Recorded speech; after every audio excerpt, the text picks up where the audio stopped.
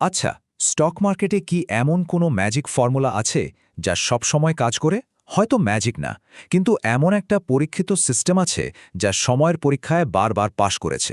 আর আজ আমরা ঠিক সেটাই জানব। Can-same system. এই সিস্টেমটা কিন্তু কোনো মন গড়া জিনিস না। এটা এসেছে উইলিয়াম জে ওনিলের সেই বিখ্যাত বই how to make money in stocks থেকে। আর এর পেছনের রিসার্চটা শুনলে অবাক হতে হয়। এটা কোনো সাধারণ টিপস বা ট্রিক্স না, এটা হলো স্টক মার্কেটের সবচেয়ে বড় বড় সাকসেস স্টোরিগুলোর ১২৫ বছরের ডেটা অ্যানালাইসিস করে বানানো একটা প্রমাণিত কৌশল। কিন্তু একটা প্রশ্ন তো আসেই, তাই না?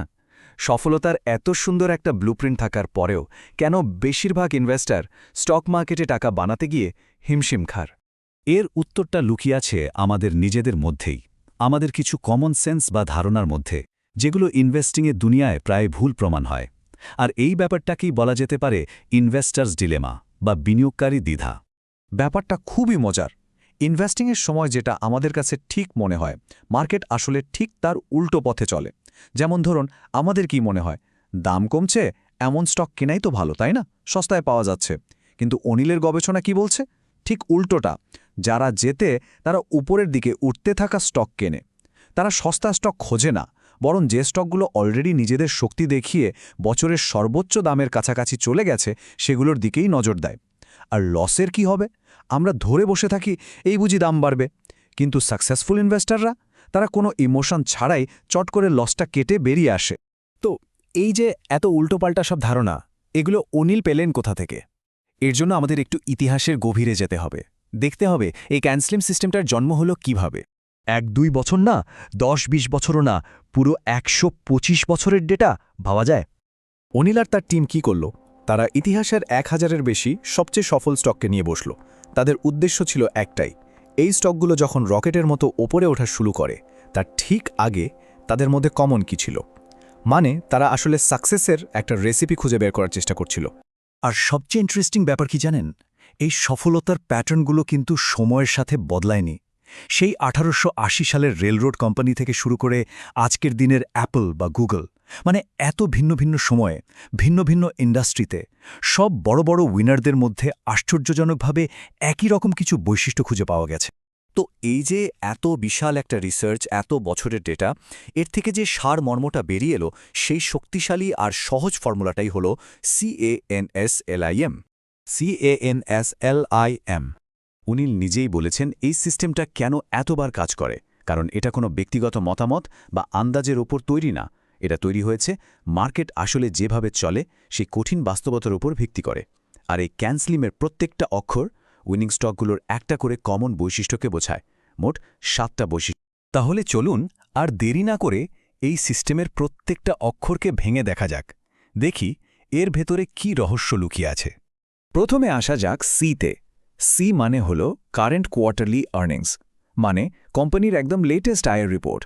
অনিল দেখলেন বড় বড় উইনাররা তাদের দাম বাড়ার ঠিক আগে শেয়ার প্রতি আয় অন্তত 18-20% বাড়িয়েছে। আর সবচেয়ে ভালো হয় যদি এই বাড়ার গতিটা আগের থেকেও ফাস্ট হয়। এটা একটা ক্লিয়ার সিগন্যাল যে কোম্পানিতে দারুণ কিছু ঘটছে। এরপর হল এ মানে অ্যানুয়াল আর্নিংস গ্রোথ, মানে শুধু এক কোয়ার্টারের ভালো রেজাল্টই যথেষ্ট না। সেরা কোম্পানিগুলোর দিকে তাকালে দেখা যায় তারা গত 3 থেকে 5 বছর ধরে টানা বার্ষিক আয় বাড়িয়ে গেছে। এটা প্রমাণ করে যে কোম্পানির সাকসেসটা হঠাৎ করে আসেনি, তাদের একটা সলিড বিজনেস মডেল আছে। তৃতীয় অক্ষর এন, খুবই ইন্টারেস্টিং। এন মানে হলো নিউ, মানে নতুন কিছু। এটা হতে পারে একটা গেম চেঞ্জিং নতুন প্রোডাক্ট, যেমন সিনট্যাক্স কোম্পানির জন্য ছিল দ্য পেল। অথবা হতে পারে নতুন ম্যানেজমেন্ট, যারা এসে কোম্পানিতে নতুন জোশ নিয়ে এসেছে। এমনকি একটা স্টক যখন তার আগের সব রেকর্ড ভেঙে নতুন প্রাইস হাইক তৈরি করে, সেটাও একটা পজিটিভ নিউ সিগন্যাল। এটা মোটেও দুর্বলতার লক্ষণ না, বরং এটা তার শক্তিকেই দেখায়। এরপর এস হলো সাপ্লাই অ্যান্ড ডিমান্ড, মানে যোগান আর চাহিদা। দেখুন, যে কোনো কোম্পানির শেয়ারের সংখ্যা তো লিমিটেড, তাই না? এটাই সাপ্লাই। এখন যখন বড় বড় ফান্ড, মানে ইনস্টিটিউশনাল ইনভেস্টররা হুট করে প্রচুর পরিমাণে সেই শেয়ার কেনা শুরু করে, মানে ডিম্যান্ড বেড়ে যায়, তখন কি হবে? দাম তো বাড়বেই। তাই যখন একটা স্টকের দাম বাড়ে আর সাথে ট্রেডিং ভলিউমও অনেক বেড়ে যায়, বুঝতে হবে বড় প্লেয়াররা মাঠে নেমেছে।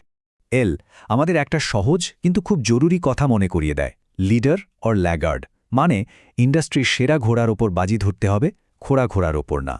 সবসময় একটা সেক্টরের 1 নম্বর বা 2 নম্বর কোম্পানির দিকেই নজর রাখতে হবে।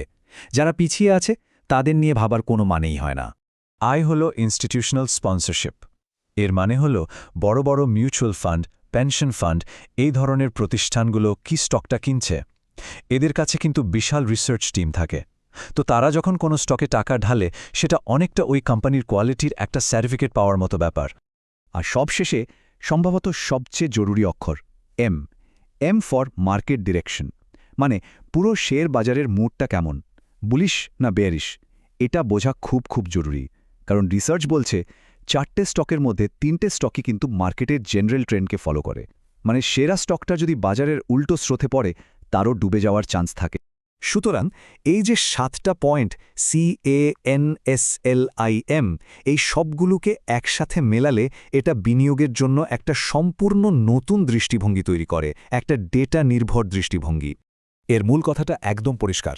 নিজের মতামত বা আবেগের উপর ভরসা করা বন্ধ করতে হবে, এদিক ওদিক থেকে পাওয়া টিপস বা অ্যানালিস্টদের কথা শোনা বন্ধ করতে হবে, বরং এমন একটা প্রমাণিত নিয়মভিত্তিক সিস্টেম ব্যবহার করা শুরু করতে হবে যেখানে সব সিদ্ধান্ত নেওয়া হবে ইতিহাসের ডেটা আর মার্কেটার বাস্তবতার উপর ভিত্তি করে।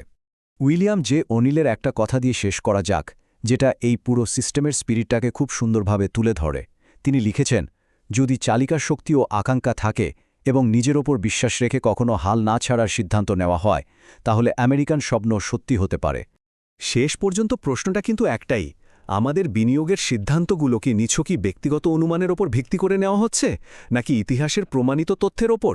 আর এই উত্তরটার মধ্যেই হয়তো লুকিয়ে আছে সাফল্যের আসল চাবিকাঠি।